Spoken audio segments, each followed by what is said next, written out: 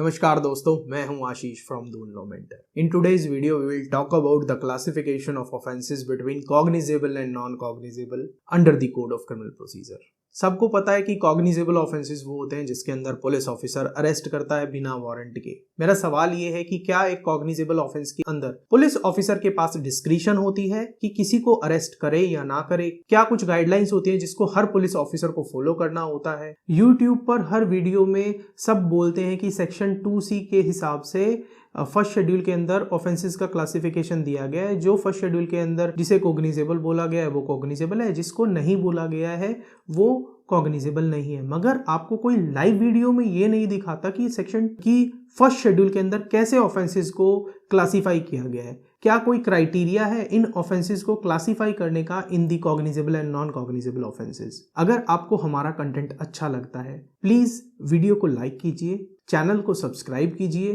Comment करके अपनी feedback provide कीजिए और हमारे टेलीग्राम चैनल को लाइक कीजिए। इसी तरह हौसला अफजाई करते रहिए ताकि हम आपके लिए नए नए और बेहतरीन वीडियो लेके आते रहें। चलिए बिना टाइम वेस्ट किए वीडियो को शुरू करते हैं।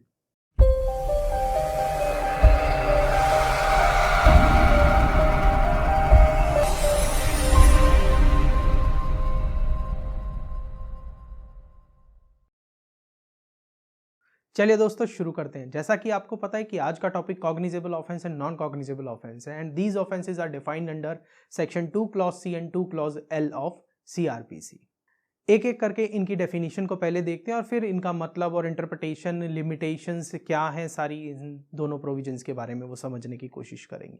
चलिए सबसे पहले शुरू करते हैं section 2 clause C which defines cognizable offence. Section 2 Clause C defines cognizable offense, which means an offense for which, and a cognizable case means a case in which a police officer may, in accordance with first schedule or under any other law for the time being in force, arrest without warrant. 3-4 important terms हैं इस provision के अंदर which you have to look. कौन कौन सी? First is arrest without warrant. Then second word is may, and in accordance with the first schedule or under any other law. The word may here denotes that it is a discretionary provision, means the concerned police officer has certain kind of discretion whether to arrest or not to arrest the person concerned. He is empowered by virtue of this provision to arrest him without warrant. Warrant means magisterial authority, or you can say that order of magistrate.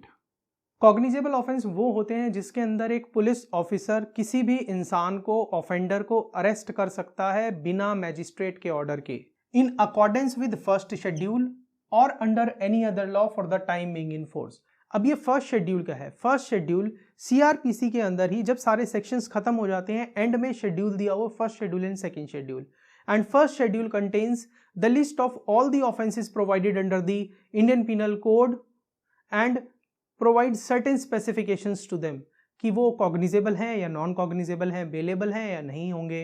अगर first schedule के अंदर किसी offence को cognizable offence दिखाया गया है तो वो कॉग्निजेबल ऑफेंस है, और ऐसे किसी भी ऑफेंस के अंदर पुलिस ऑफिसर के पास अथॉरिटी होगी कि वो अक्यूज्ड को अरेस्ट कर सकता है बिना वारंट के। या फिर किसी दूसरे लॉ के अंदर किसी ऑफेंस को कॉग्निजेबल बताया गया है तो उसके अंदर भी पुलिस ऑफिसर के पास अथॉरिटी होगी उस कंसर्न इंडिविजुअल को, अक्यूज्ड को अरेस्ट करने की बिना मैजिस्ट्रेट के ऑर्डर की। As the word may is here, it means it is a discretionary provision. Concerned police officer can exercise discretion. अब ये सवाल आपके माइंड में आएगा कि क्या पुलिस ऑफिसर की जो ये डिस्क्रिशन है ये अनरेगुलेटेड है? नहीं, हम लॉ की बात कर रहे हैं। लॉ के अंदर प्रोविजंस कंटेन्ड हैं, लॉ की बात कर रहे हैं हम। लॉ इटसेल्फ मींस रेगुलेशन, और जो ये पुलिस ऑफिसर की डिस्क्रिशन के ऊपर कुछ गाइडेंस या गाइडलाइंस जो हमें कहाँ थोड़ी बहुत दिखाई देती हैं CRPC के अंदर। सेक्शन 41 ऑफ CRPC जो ये कहता है कि व्हेन पुलिस में अरेस्ट विदाउट वारंट। सेक्शन 41 से व्हेन पुलिस में अरेस्ट विदाउट वारंट, ये डिस्क्रिशन का मतलब ये है कि अगर कॉग्निजेबल ऑफेंस है भी तो पुलिस ऑफिसर अरेस्ट कर भी सकता है या नहीं भी कर सकता। ये डिस्क्रिशन उसके ऊपर डिपेंड करती है, और ये डिस्क्रिशन अनरेगुलेटेड नहीं है। इसकी हमें थोड़ी सी ग्लिम्स सेक्शन 41 में मिलती है, जो ये कहता है कि अगर किसी पुलिस ऑफिसर की प्रेजेंस में कॉग्निजेबल ऑफेंस किया है तो पुलिस ऑफिसर अक्यूज्ड को अरेस्ट कर सकता है, या फिर पुलिस ऑफिसर को इंफॉर्मेशन मिली है, रीजनेबल इंफॉर्मेशन मिली है, क्रेडिबल इंफॉर्मेशन मिली है, या रीजनेबल सस्पिशन है कि some person has committed a cognizable offence, और वो ऑफेंस ऐसा है जिसमें मैक्सिमम 7 ईयर्स तक की इंप्रिजनमेंट हो सकती है, और ऐसे इंसान का अरेस्ट करना जरूरी है। अगर उसको अरेस्ट नहीं किया तो ही में कमिट फर्दर ऑफेंसेस, और ही में टेम्पर विद द एविडेंस, और या फिर जब उसको कोर्ट के सामने बुलाया जाएगा तो वो सामने प्रोड्यूस नहीं होगा। इन सारी चीज़ों को एंश्योर करने के लिए ही पुलिस ऑफिसर अरेस्ट करेगा। कब? जब ऑफेंस कैसा है, when it is punishable up to 7 years. ये जो डिस्क्रिशन है ये कौन से ऑफेंसेस तक है? Which are punishable up to 7 years तक। यहाँ की थोड़ी सी गाइडलाइंस हमें सेक्शन 41 के अंदर मिलती है। तो लॉ कभी भी अनरेगुलेटेड नहीं होता, डिस्क्रिशन है। कंसर्न पुलिस ऑफिसर अगर अपनी डिस्क्रिशन एक्सरसाइज कर रहा है whether to arrest or not to arrest the accused, he has always to provide his reasoning for doing the same, ताकि बाद में उसके ऊपर कोई क्वेश्चन ना उठे। उसके पास प्रॉपर रीजनिंग होनी चाहिए कि मैं अरेस्ट कर रहा हूं या नहीं कर रहा हूं। ये सारा डिस्कशन सेक्शन 41 का तो हम बाद में करेंगे, मगर यहाँ पर मेरे को आपको थोड़ा सा ये बताना था कि जब पुलिस ऑफिसर के पास या किसी भी ऑफिसर के पास हमारे सीआरपीसी के अंदर, लॉ के अंदर कोई भी डिस्क्रिशन होती है, वो कभी भी अनरेगुलेटेड, अनगाइडेड डिस्क्रिशन नहीं होती। It has certain checks and balances on it. चलिए अब हम देखेंगे कि जो ये फर्स्ट शेड्यूल है, उस फर्स्ट शेड्यूल के अंदर किस तरीके से ऑफेंसेस को कॉग्निजेबल और नॉन कॉग्निजेबल के अंदर डिवाइड किया गया है। तो दोस्तों, फर्स्ट शेड्यूल ऑफ सीआरपीसी आपकी स्क्रीन पर है। लेट्स फाइंड आउट कि सीआरपीसी में किस तरीके से कॉग्निजेबल ऑफेंसेस और नॉन कॉग्निजेबल ऑफेंसेस को क्लासिफाई किया गया है, किन किन ऑफेंसेस को कॉग्निजेबल कैटेगरी में रखा है और किन ऑफेंसेस को नॉन कॉग्निजेबल में रखा है। कॉलम नंबर 4 में यह बताया गया है कि कोई ऑफेंस कॉग्निजेबल नेचर का होगा या नॉन कॉग्निजेबल का होगा, और कॉलम नंबर 2 में ऑफेंस का नाम है। चलिए ये देखिए, ऑफेंसेस अगेंस्ट द स्टेट। जो ये ऑफेंसेस अगेंस्ट द स्टेट है, जिसके अंदर सिडिशन आता है, waging of war against the government of India आता है, और इसी तरह की जितनी भी एंसिलरी ऑफेंसेस हैं वो सब इसी के अंदर आते हैं। इनको कौन सी कैटेगरी में रखा गया है? इनको कॉग्निजेबल ऑफेंस की कैटेगरी में रखा है।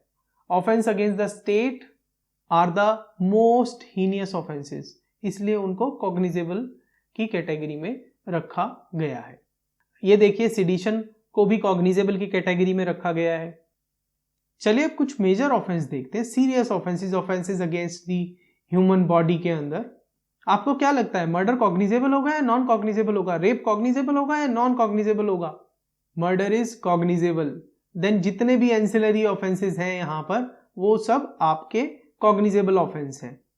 Dowry death is again cognizable, causing death by rash negligent cognizable, culpable homicide cognizable, abetting the commission of suicide cognizable, attempt to murder 307 cognizable, causing miscarriage has been made as non cognizable। causing miscarriage को उतना serious nature का offence नहीं माना गया है।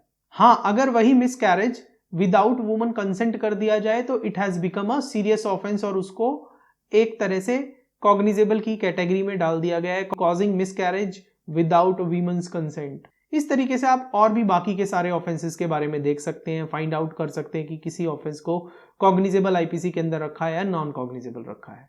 जहां तक non cognizable offence की बात है, that is defined under section 2 clause L. चलिए उसकी भी डेफिनेशन एक बार देख लेते हैं।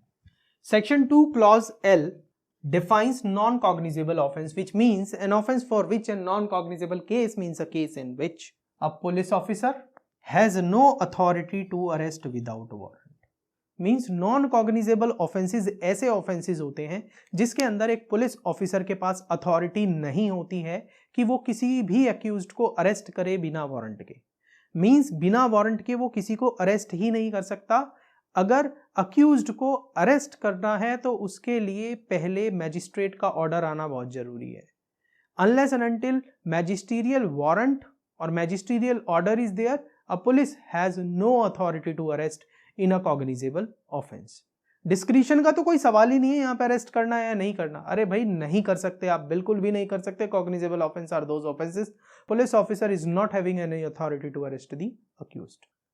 The offenses under Code of Criminal Procedure, first schedule, are divided into cognizable and non-cognizable based on diverse considerations, जिसमें से एक सबसे important consideration है severity of the crime, serious nature of the crime. जो भी offense serious nature का होगा, जिसमें immediate law and justice machinery को activate होना चाहिए या ज़रूरत हो, वो सारे offenses cognizable offenses के होते हैं.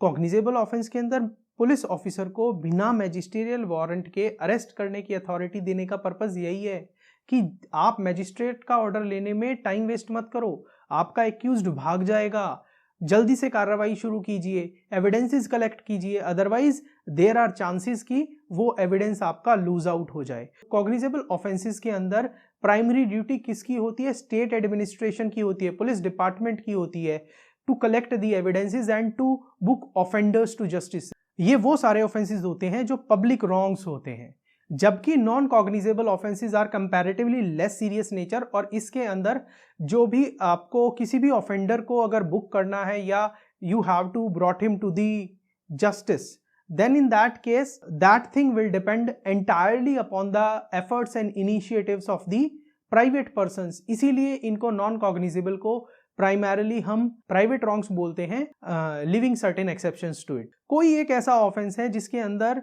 बहुत सारे ऑफेंसेस इन्वॉल्व हैं, एक क्रिमिनल ने कई ऑफेंसेस किए हैं जिसमें कुछ कॉग्निजेबल हैं, कुछ नॉन कॉग्निजेबल हैं, तो पूरे केस को कॉग्निजेबल केस की तरह डिसाइड किया जाएगा.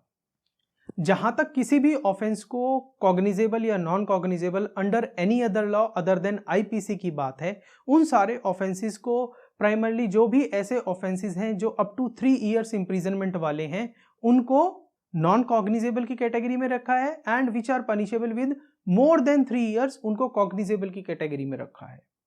फर्स्ट शेड्यूल के अंदर जो क्लासिफिकेशन ऑफ ऑफेंसेस दिया गया है between the cognizable and non cognizable, that depends upon the diverse connotation. किसी भी ऑफेंस को अगर कॉग्निजेबल दिखाया गया है तो उसके भी डाइवर्स कॉनोटेशंस है, कंसिडरेशंस है. हाँ, जिसमें से सेवरिटी ऑफ द ऑफेंस एक सबसे मेजर कंपोनेंट है. अगर कोई ऑफेंस सीरियस नेचर का है जिससे पब्लिक इंजरी ज्यादा हुई है, जो पब्लिक नेचर का रॉन्ग है, वो कॉग्निजेबल ऑफेंस है. जहां तक आईपीसी की बात है, ऐसे ऑफेंस की बात जो किसी दूसरे लॉ के अंदर है, उसके लिए जो क्राइटेरिया फर्स्ट शेड्यूल ने बनाया है वो ये है कि अगर कोई ऑफेंस 3 इयर्स इंप्रिजनमेंट वाला है, कोई ऑफेंस ऐसा है जिसमें मैक्सिमम 3 इयर्स इंप्रिजनमेंट हो सकती है, तो वो नॉन कॉग्निजेबल है.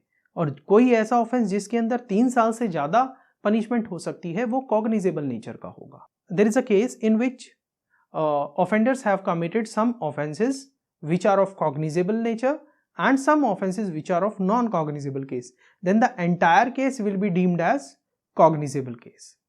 Non-cognizable case is of less serious nature, and bringing the offenders to justice is entirely dependent upon the initiatives and efforts of the private persons. That is why non-cognizable offenses are primarily called as private wrongs, subject to some exceptions to that effect. तो ये हमारा broad classification है cognizable offence का, non cognizable offence का.